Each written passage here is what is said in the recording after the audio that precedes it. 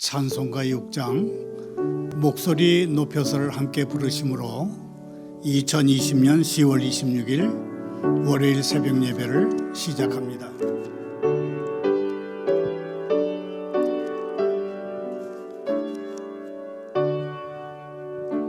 목소리 높여서 주 찬양하여라. 영광과 권세와 존귀와 위엄을 온누리 다스리시는 만왕의 왕께 돌려라.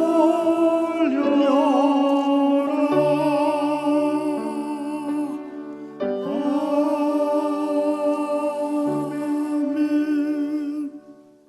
계속해서 찬송가 585장 내주는 강한 성이여 함께 부릅니다.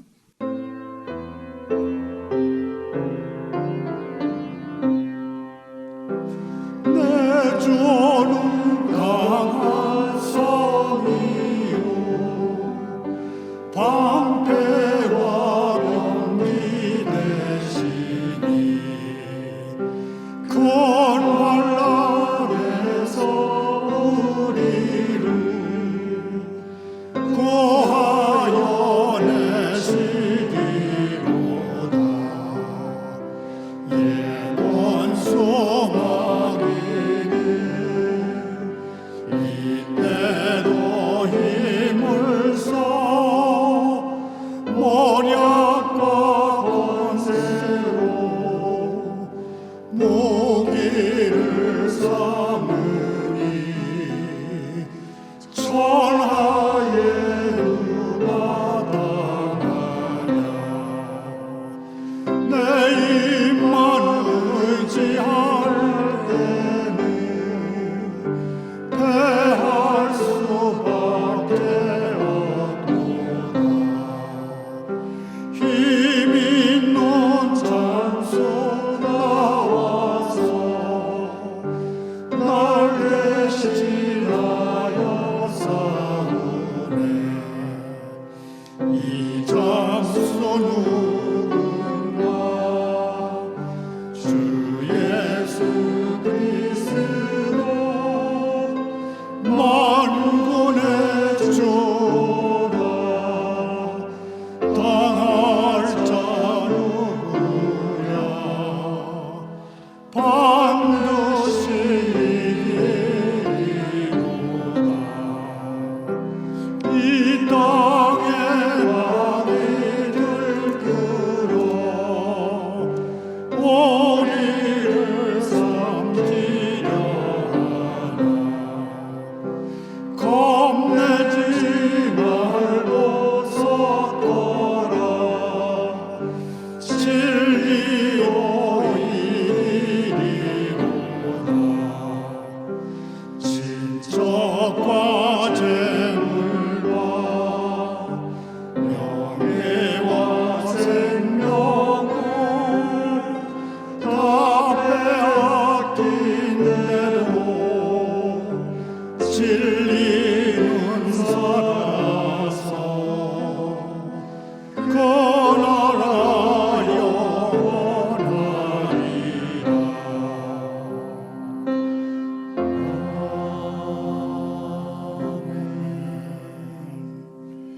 오늘 새벽에 보실 하나님의 말씀은 예레미야 51장 25절서부터 40절까지입니다. 교독합니다. 여호와의 말씀이니라. 온 세계를 멸하는 멸망의 사나 보라. 나는 내 원수라. 나의 손을 내 위에 펴서 너를 바위에서 굴리고 너를 불탄 산이 되게 할 것이니 사람이 내게서 집 모퉁이 돌이나 기초돌을 취하지 아니할 것이요 너는 영원히 황무지가 될 것이니라. 여호와의 말씀이니라. 땅에 깃발을 세우며 나라들 가운데에 나팔을 불어서 나라들을 동원시켜 그를 치며 아라락과 민니와 아스그나스 나라를 불러 모아 그를 치며 사무관을 세우고 그를 치되 극성스러운 메뚜기같이 그 말들을 몰아오게 하라.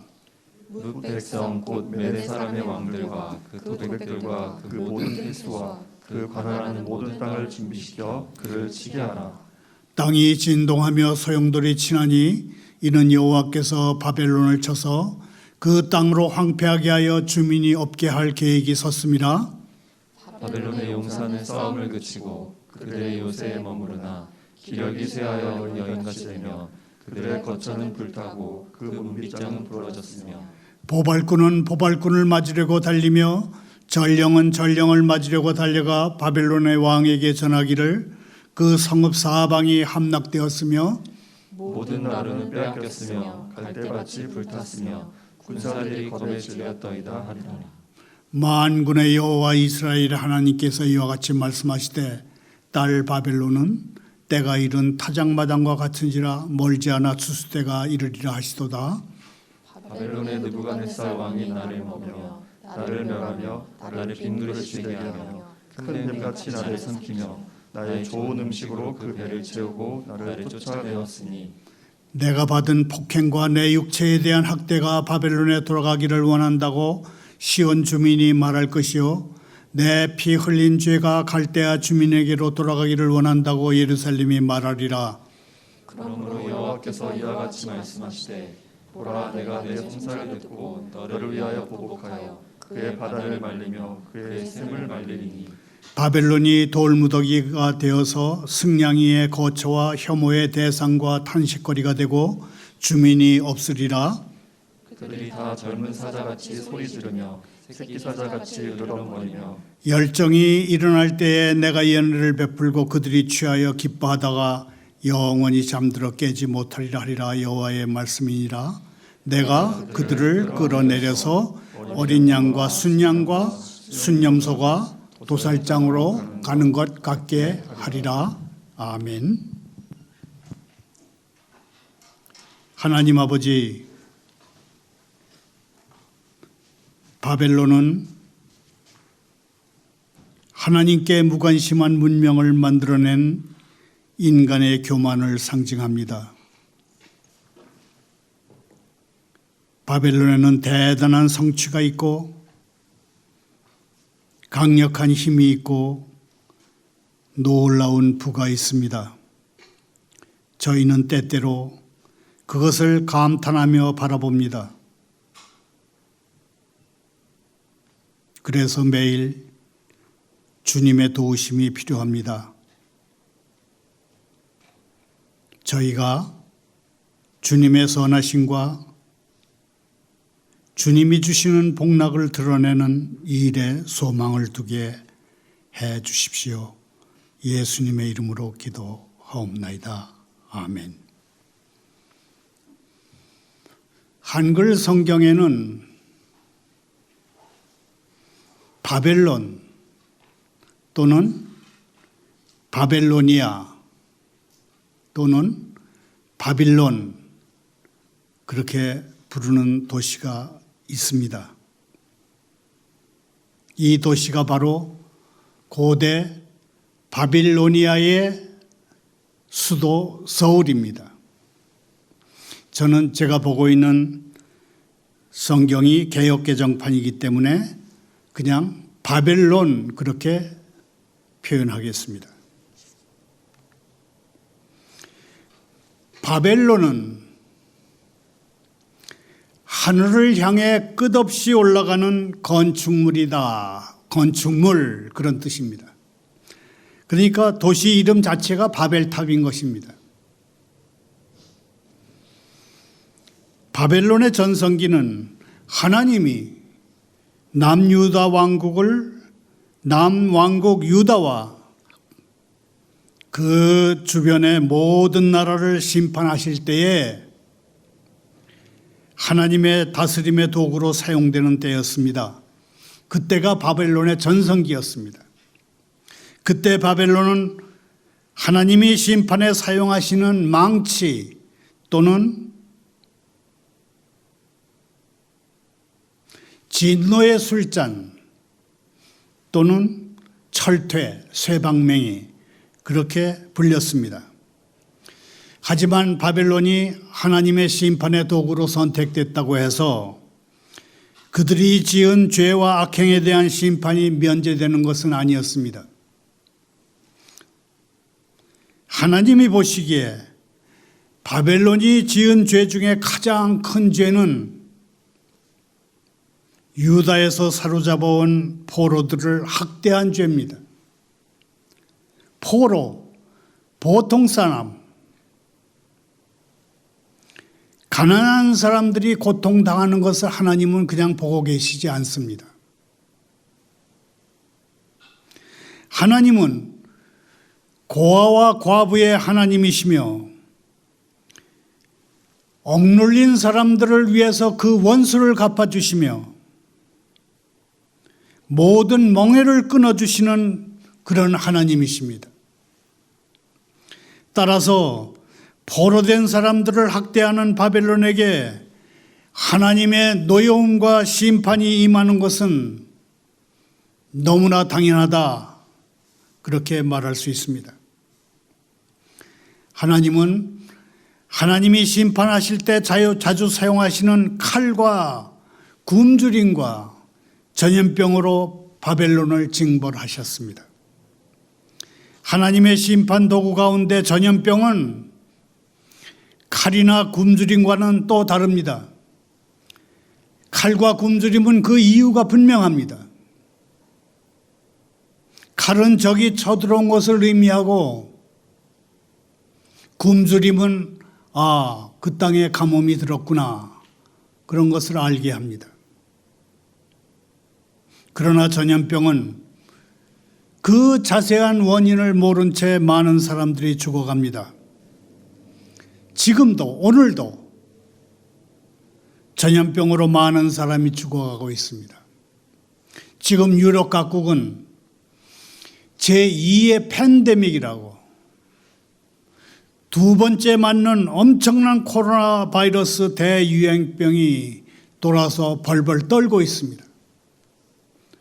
모든 재앙은 우연이 아니며 모든 재앙에는 세상과 우주 만물을 다스리시는 하나님의 뜻이 반영되어 있다고 성경은 말합니다. 전염병이 전 세계를 휩쓰는 팬데믹 시대, 재앙을 통해 하나님은 우리에게 세 가지를 요구하신다고 하는 생각이 듭니다.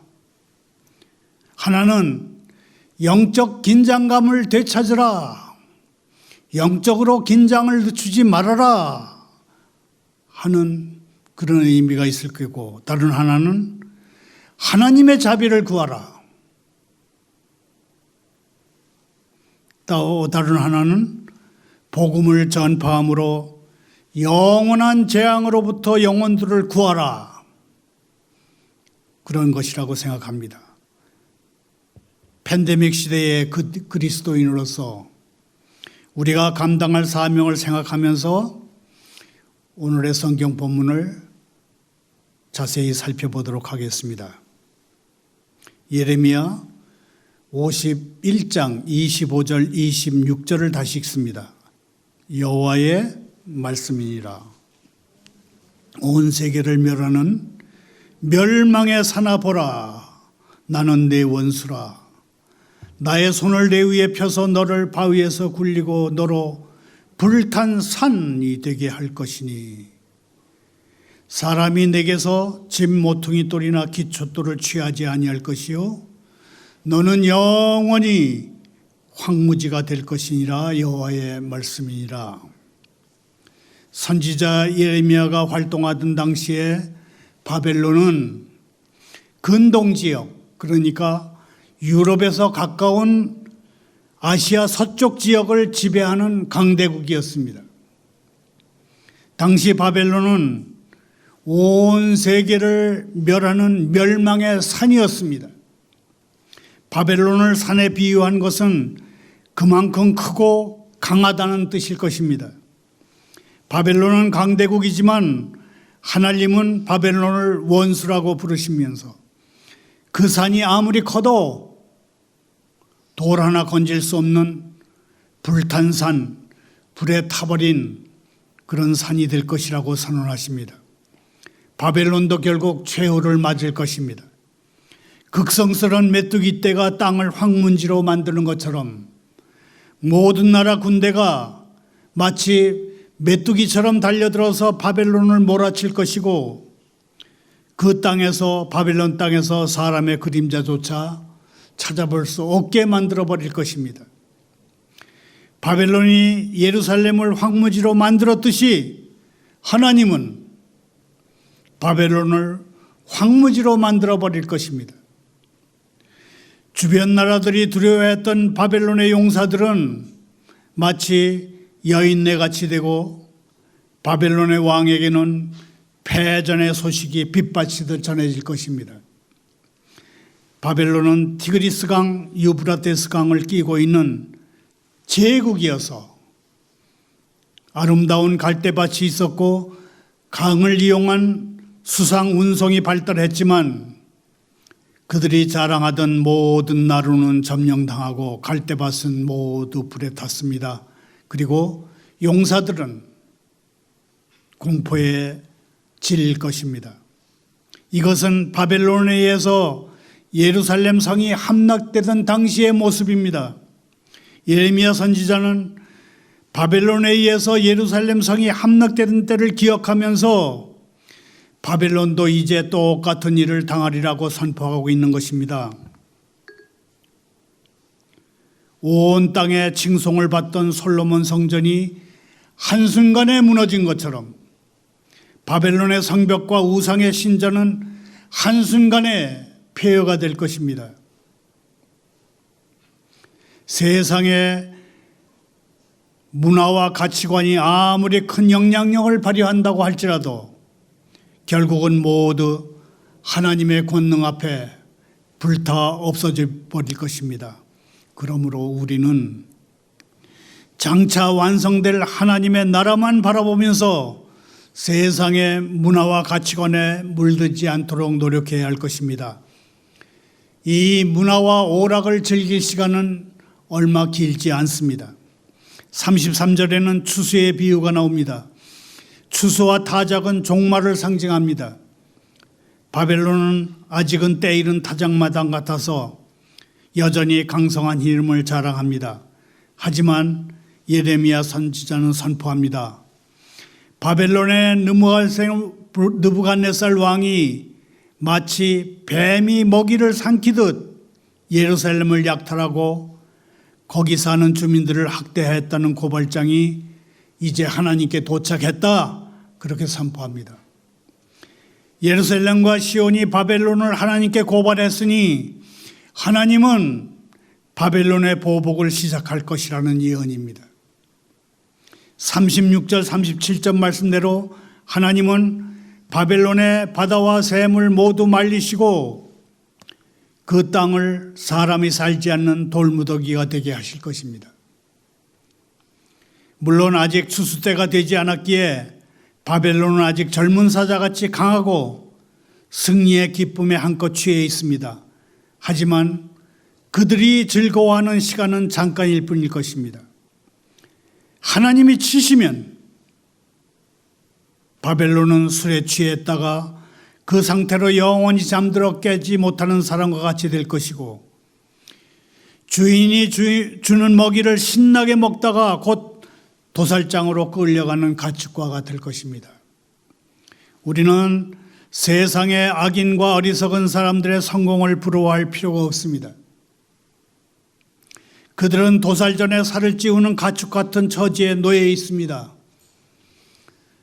그걸 부러워할 이유가 아무것도 없습니다.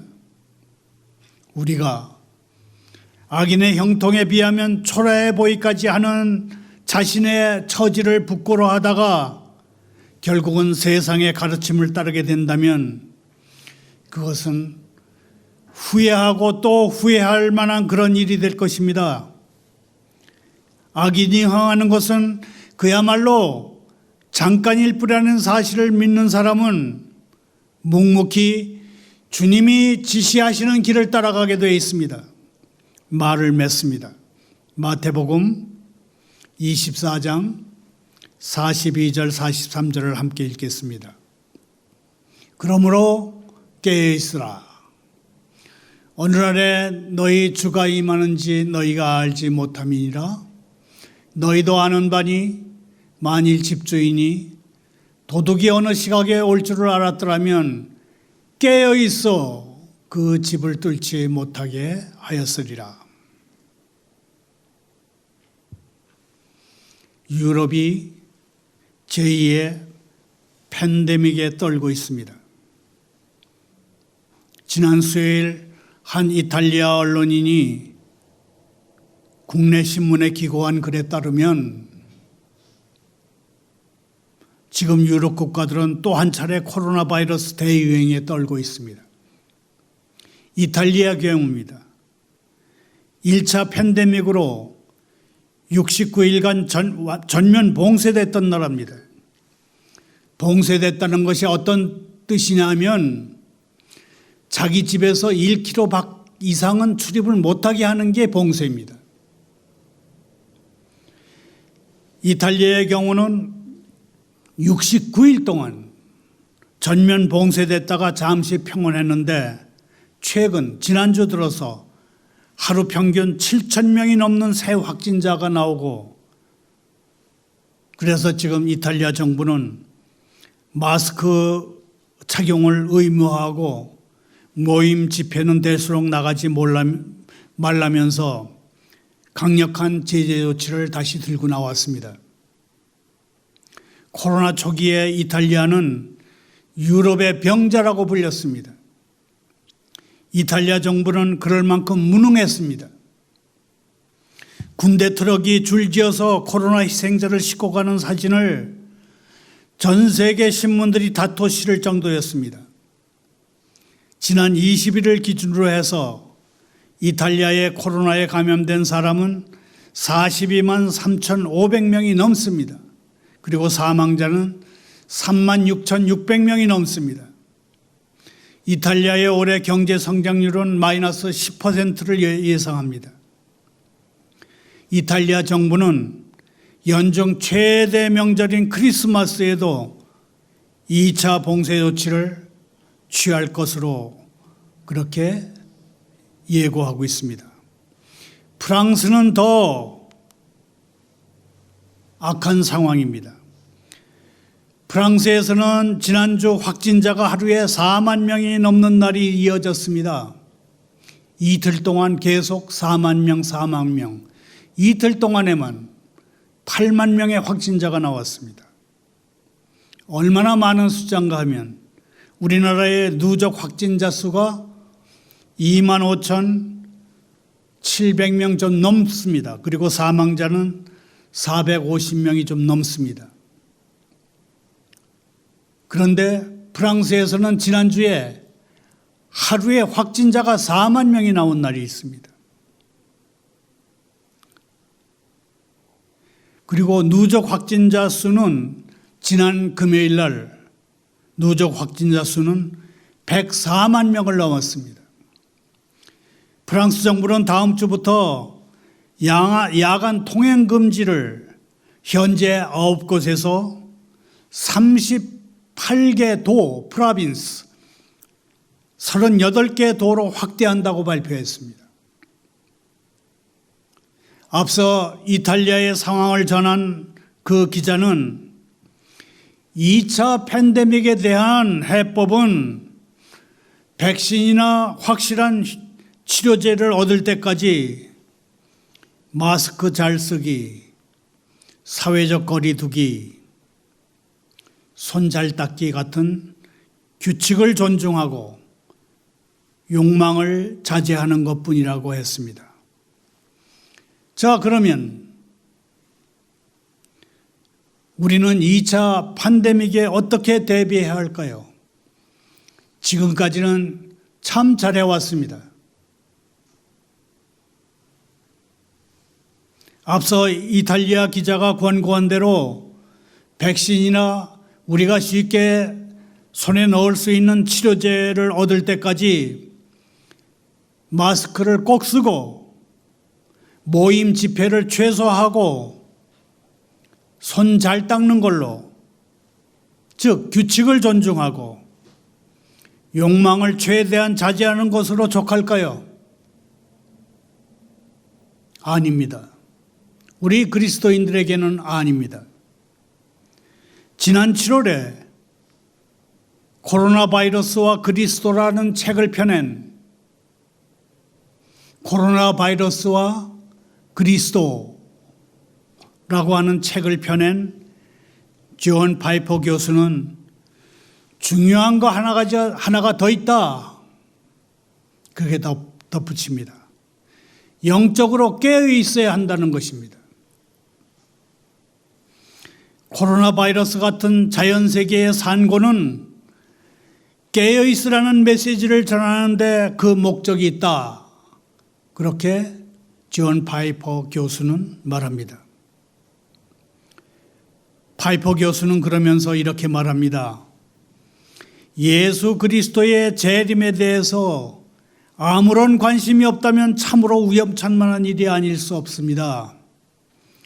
코로나 바이러스는 깨어 준비하라는 자비로운 기상신호입니다. 자막을 따라 함께 읽어보겠습니다. 코로나 바이러스는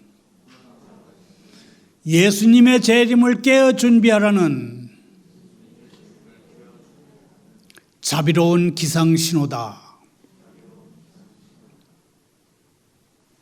존 파이퍼 교수는 코로나 바이러스가 선교의 진전을 가져올 것이라면서 이 책의 결론을 이렇게 맺습니다. 하나님은 코로나 바이러스를 통해서 전 세계에 현실 안주형 신자들을 일깨워서 새롭고 혁신적인 일을 하게 하시고 복음을 믿지 않는 사람들에게 그리스도의 복음을 전하게 하십니다. 존 파이퍼 교수의 얘기입니다. 메시지를 정리해 봅니다. 우리도 2차 팬데믹에 대비해야 합니다. 잘 대비하면 우리는 1차 팬데믹처럼 그렇게 큰 희생 내지 않고 넘길 수 있습니다. 내년 1, 2월쯤 되면 아마도 치료제, 백신이 우리가 사용 가능하게 될 것으로 보입니다. 백신이나 효과적인 치료제를 얻을 수 있을 때까지 꼭 마스크를 쓰고 사회적 거리 두기를 하며 손을 잘 닦아야 합니다. 여기에 대해서 코로나 바이러스가 전 세계에 만연한 이 상황을 하나님은 그냥 헛되게 흘려보내지 않을 것임을 믿고 이 상황을 세계 복음화라는 하나님의 확고한 목적을 이루는 기회로 삼아야 되겠다. 그렇게 말하고 싶습니다. 감사합니다. 기도합니다. 하나님 아버지, 덜 완전한 인성을 지닌 저희이지만 감히 예수님처럼 부르짖습니다. 할만하시거든 이 잔을 지나가게 하옵소서. 주님이 작정하신 이 고통스럽고 의롭고 자비로운 사역을 신속히 행하십시오. 심판을 오래 베풀지 마십시오. 긍휼을 베풀기를 지체하지 마십시오. 주님의 인자하심을 따라서 가난한 사람들을 기억하십시오. 고난받는 사람들의 회복을 허락하십시오. 가련하고 무력한 저희를 이 재난으로부터 구원하십시오. 주님의 손을 내미사 이 멸망해가는 세상을 위해 큰 각성을 허락하십시오. 사람들의 육체를 치신 것처럼 그들의 잠든 영혼도 쳐서 깨워주십시오. 많은 사람의 마음과 삶이 예수님의 무한한 가치를 따라서 정렬될 수 있게 도와주십시오. 예수님의 이름으로 기도하옵나이다.